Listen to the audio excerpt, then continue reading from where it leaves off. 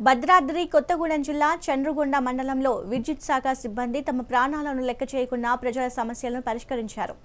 మద్దుకూరు గ్రామంలో విద్యుత్ సరఫరాకు అంతరాయం కలగడంతో లైన్మెన్లు సుమారు 150 మీటర్ల ప్రాజెక్టు నీటిలో ఈదుకుంటూ వెళ్లి విద్యుత్ స్తంభానికి మరమ్మతులు చేశారు.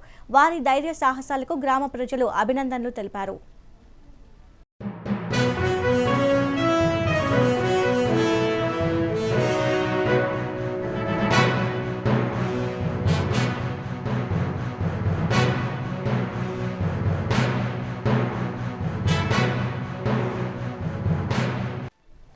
భద్రాద్రి కొత్తగూడెం జిల్లా చంద్రగొండ మండలంలో విద్యుత్ శాఖ సిబ్బంది తమ ప్రాణాలను లెక్క చేయకుండా సమస్యలను పరిష్కరించారు.